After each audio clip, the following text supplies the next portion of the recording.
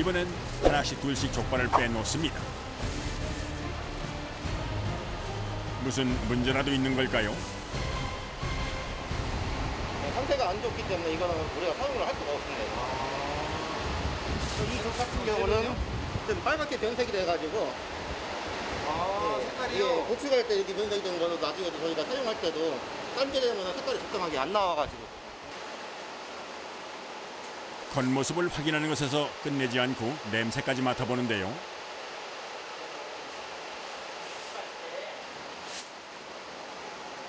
하지만 무엇보다 중요한 것은 돼지 다리 내부의 온도라고 합니다. 온도 같은 경우는 저희가 제품이 들어오면 10도 이하로 관리하고 있어가지고 제품이 들어오면 일일이 온도를 확인을 하고 있습니다. 사람이 먹는 음식이기에 꼼꼼하게 확인하는 것이 철칙. 이제 막 들어온 1톤 분량의 족발을 다 살펴본 후에야 하차가 시작됩니다. 검수를 끝낸 족발이 가장 먼저 거쳐야 하는 과정. 바로 핏물 빼기입니다. 생족발에 남아있는 피를 제거해줘야 삶았을 때 족발의 맛을 제대로 느낄 수가 있다는데요. 20kg짜리 족발 상자를 500번 가까이 들어올려 수조 안에 넣어야 하는 작업자들. 시작부터 만만치가 않은데요. 평균적으로 5시간, 6시간 넣어가지고 계속 이제 피를 빼면서 세척을 같이 이루고 있습니다. 좀 더 효과적인 세척을 위해 거품까지 발생시킵니다. 이 거품이 족발 표면에서 터지면서 핏물 제거에 도움을 준다는군요.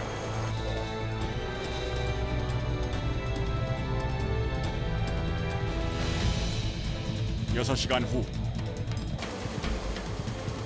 깨끗하게 씻긴 족발이 서서히 모습을 드러냅니다. 한 번 더 물로 헹궈 혹시라도 남아있을 핏물과 이물질까지 제거하는데요. 이제부터는 기계가 아닌 사람의 손이 필요한 순간입니다. 그야말로 끊임없이 밀려나오는 족발들. 1000개 이상의 족발이 기계에 물리지 않도록 일일이 손으로 꺼내주는데요.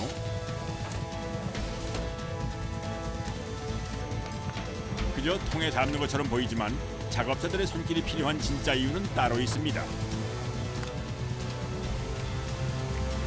앞다리하고 뒷다리 구분하는 겁니다. 왜 구분을 왜 해요? 삶을 때도 따로따로 삶아야 됩니다. 앞다리는 좀 많이 삶고 뒷다리는 좀 시간이 적게 삶습니다. 이게 앞다리입니다. 이게 앞다리요? 뒷다리는요?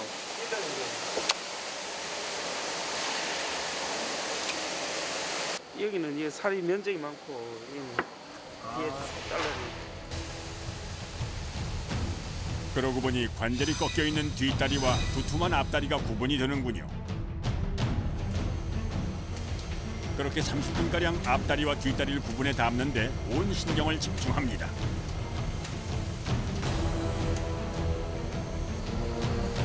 이제 본격적인 가공을 위해 자리를 옮깁니다.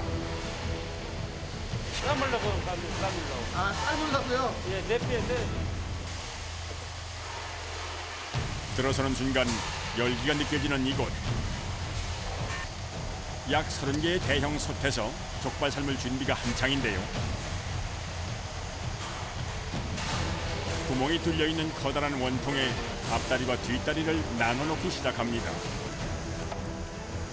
이때 같은 부위인데도 따로 구분해 담는 작업자들. 좀 더 작은 거 구분하는 겁니다. 또 작은 거요? 예, 예. 그 삶는 시간이 틀려서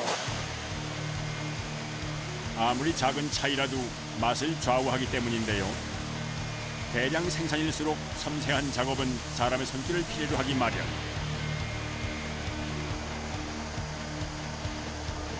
그 사이 족발 삶을 물이 준비됐습니다. 평범해 보이지만 30년 된 이곳의 역사와 같은 시간을 견뎌왔다고 하는데요. 매일매일 약초를 넣어갖고 이 육수는 버리지 않고 30년 동안 육수를 계속 유지하면서 물만 하루하루 조금씩 보충하면서 그렇게 유지하는 겁니다. 이거. 그럼 썩지 않아요? 매일매일 끓이니까 안 썩습니다. 쉬는 날도 매일매일 끓여줍니다.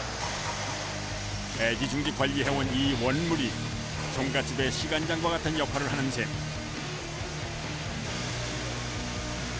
모든 준비가 끝나자 공장의 천장에서 크레인이 바삐 움직입니다. 통 하나당 100개의 족발을 넣다 보니 사람이 들기 어려워 기계의 힘을 빌리는 건데요. 대형 솥에 딱 맞게 들어가도록 제작되어 있는 원통.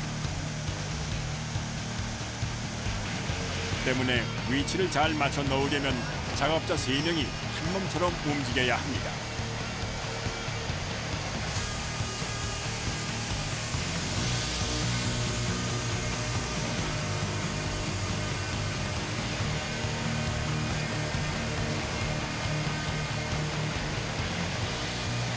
하루에 3톤 정도 싸면서 3톤. 한 소단지에 180kg.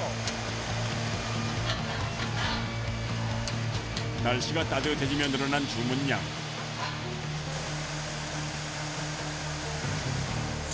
나들이철이 시작되는 봄부터 외식이나 야식으로 족발을 찾는 이들이 많아지기 때문입니다.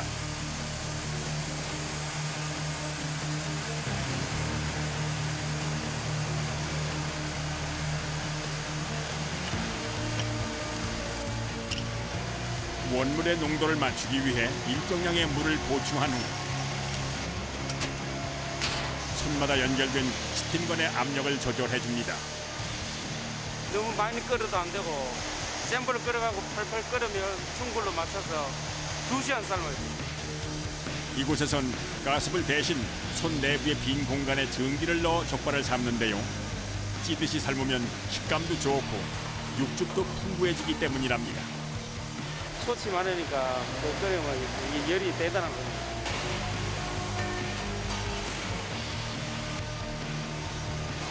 이때 한창 끓고 있는 솥의 뚜껑을 여는 작업자. 혹시 문제가 생긴 건 아닐까요? 밑에 게 위로 올라오고 위에 게 밑으로 가게 하기 위해서. 아하, 다행히도 족발의 맛을 일정하게 하기 위한 필수 과정이었군요.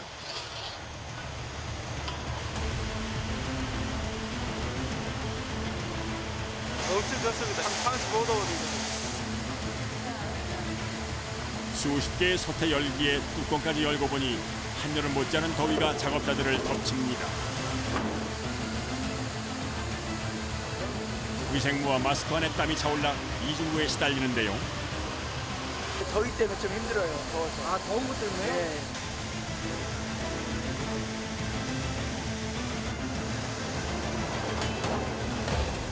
그래도 잘 삶아진 족발을 꺼내는 순간 그간의 고충은 싹 잊어버린다는 작업자들.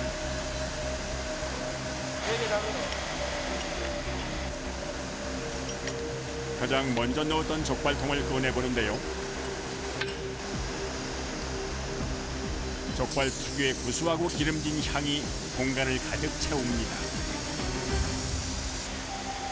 한눈에 보아도 탱글탱글 잘 삶아진 족발.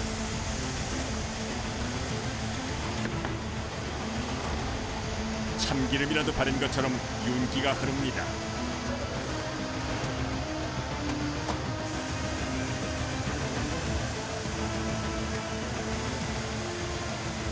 솥에서 꺼낸 족발은 바로 건조대 위로 옮겨주는데요. 그대로 놔두면 남아있는 열기에 서로 달라붙어 버리기 때문이랍니다. 안 뜨거우세요? 뜨거워요.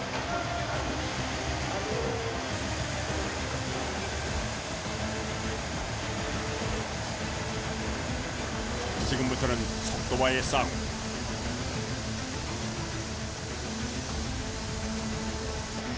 작업자들은 손끝에서 느껴지는 뜨거움마저 뛰어넘어야 합니다. 건져낸 족발은 건조를 위해 별도의 공간으로 이동하는데요. 족발 내부의 온도를 30도까지 천천히 내려 육즙을 가두고 특유의 풍미를 살리는 과정입니다. 요즘 사람들 우스갯소리로 세상 모든 맛 중 아는 맛이 제일이라죠. 모르긴 몰라도 족발의 맛만큼 우리가 잘 알고 있는 맛도 없을 텐데요. 하지만 이 친근한 맛을 만드는 과정은 결코 쉽지 않습니다. 맛의 완성을 위해 일정한 온도에서 2시간가량 기다립니다.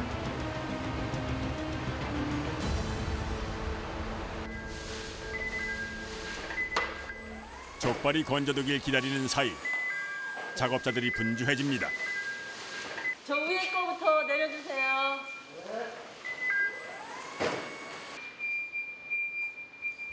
지난 겨울 수확한 무인데요.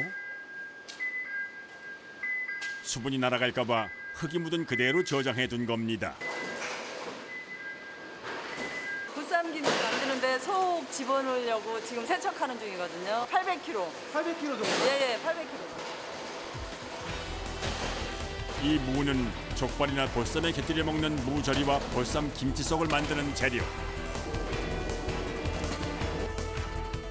김장 김치처럼 숙성시키지 않고 바로 먹어야 제맛을 내기 때문에 매일매일 만들어낸다는군요. 이 역시 양이 많아 기계로 무에 묻은 흙을 깨끗이 씻어냅니다.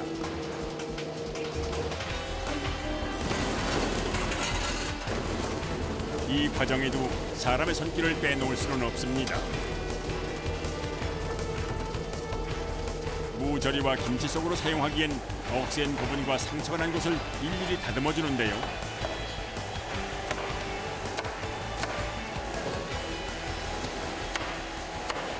하루에 몇 개 정도 손질하시는 것 같아요? 한 2,000개 정도 되지 않을까요? 네. 시간 내에 작업을 마치기 위해 내리치는 칼 끝은 망설임이 없습니다.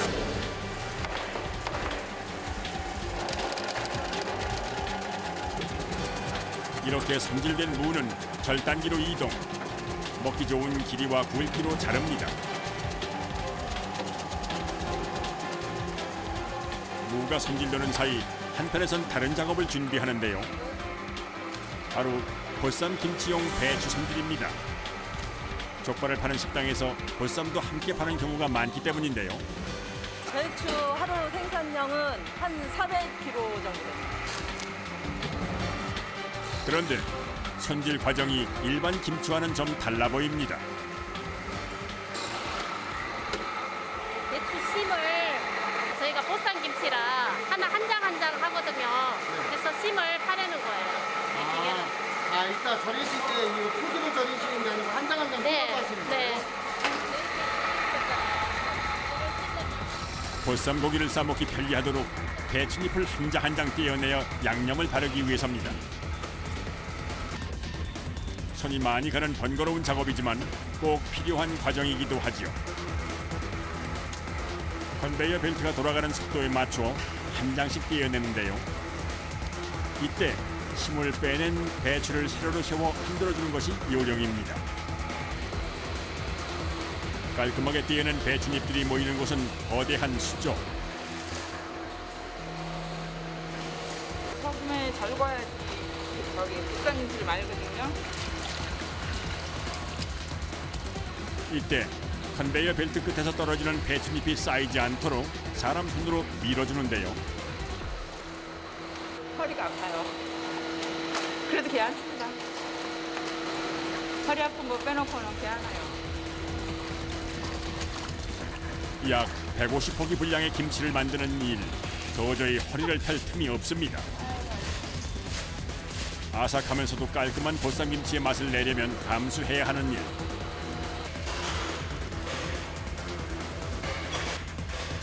한편 한 작업자가 기계 안에 잘라낸 무와 채소를 가득 넣습니다.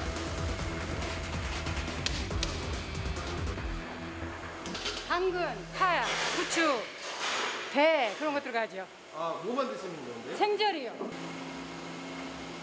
워낙 만들어내는 양이 많다 보니 양념을 섞을 때 사용하는 설비인데요. 금세 군침 도는 색깔을 내기 시작하는 무절이. 이대로 내면 꼬들꼬들한 식감이 부드러운 족발과 금상첨화를 이룬다는데요.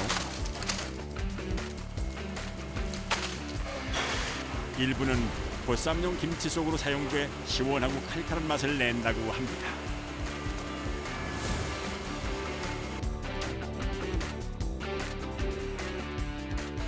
보쌈 김치 말아야죠. 식당마다 내는 보쌈김치의 맛과 모양에 저마다의 개성이 있듯이 이곳 역시 나름의 방법이 있다는데요. 한 장 한 장 다 직접 바르시는 거예요? 네, 양념 골고루 잘 바르게. 넓적한 배추잎을 세로로 2장 깐 뒤 다시 가로로 1장씩 깔고 양념을 발라 켜켜이 쌓아줍니다. 세로로 깔아두었던 배추잎을 김밥 말듯 돌돌 말아서 감싸주면 보기 좋은 모양이 완성되는데요. 이때 가로로 쌓아주는 배추잎은 6장에서 7장 사이. 푸짐하게 내겠다고 너무 많이 깔면 한 입에 넣기 어렵고 그보다 적으면 먹는 재미가 덜하기 때문이라는군요. 족발과 보쌈의 맛을 뒷받침해주는 김치 때문에 작업자들은 자부심을 가지고 매일 김치를 담굽니다.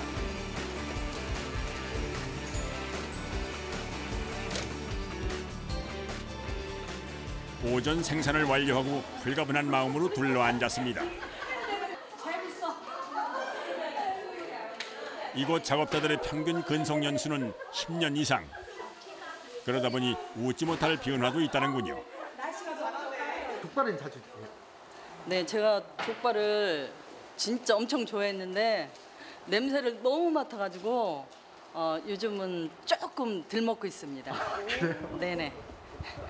아, 기름 냄새도 많이 배시고 자꾸 이렇게 보시니까. 네네네, 그런 게 있어요. 네. 치열한 작업장으로 돌아가기 전 잠시 황금 같은 휴식을 즐깁니다. 그날 오후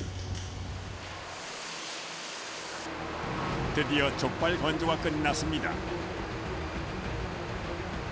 2시간가량의 기다림 끝에 작업대로 옮겨 마무리를 하려는데요. 사람들이 많이 찾는 식품이다 보니 포장 직전까지 해야 할 일이 첩첩산중입니다.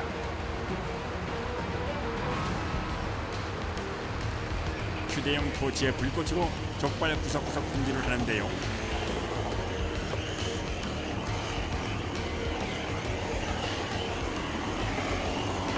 잔털이 있어가지고 제거하는 거예요. 그런데 족발을 포장하지 않고 뼈를 발라내는 작업자들. 작은 칼로 순식간에 뼈와 살을 분리합니다. 대체 뭘 하려는 걸까요? 발골 작업하는 거예요. 아, 뼈를 왜 다 발라요? 순서를 해가지고 나갈 거니까요. 아, 뼈 없이 나가는 거예요? 예, 뼈 없는 작업 족발 하는 거예요. 간편하게 족발을 즐기려는 사람들을 위한 순살 족발입니다. 뼈를 중간에 베낀 게 있어요. 그런 거 다 빼내야 돼요. 특히 뼈와 살이 붙어있던 곳에는 잔뼈가 남아있는 경우가 많아 작업이 쉽지 않다는군요. 뼈에 살코기가 붙어있지 않도록 말끔히 떼어내야 하기 때문에 숙련도가 높은 작업자들이 이 과정에 투입됩니다.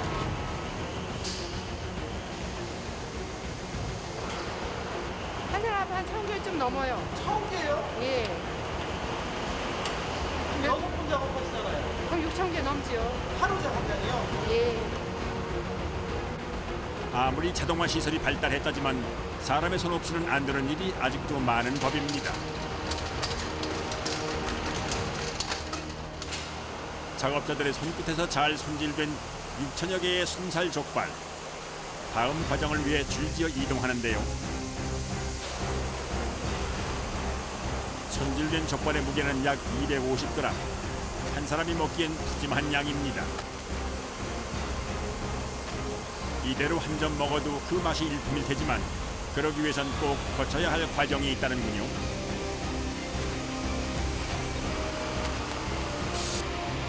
바로 살균 과정입니다. 족발을 만드는 과정에서 노출된 공기에 의한 세균 번식 가능성을 아예 제거하는 과정인데요. 살균시키는 거예요. 살균이요? 예. 평균 90도 이상의 뜨거운 물이 담긴 선월식 수조를 지나온 족발. 이제 소비자와 만날 차비를 마쳤습니다. 자, 마무리하고 청소하자. 솥 안에 남아있는 기름기를 제거하는 작업. 족발을 삶는 일만큼이나 신경을 써야 할 부분이 청결입니다. 육수나 이제 그런 것들이 넘치니까 1시간 반 정도 걸려요. 1시간 반. 1시간 반 정도 뺀다 네, 이렇게 전체적으로 제가 이제 현장 다 닦아야 되니까. 닦고 막 이러시다면 힘드시겠어요. 만드는 것도 힘든데. 예, 예.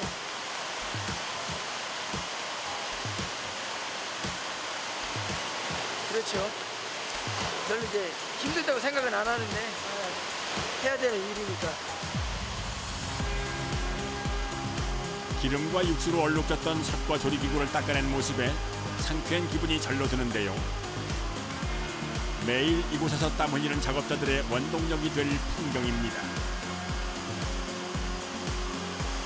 가정 때문에 모두 가정.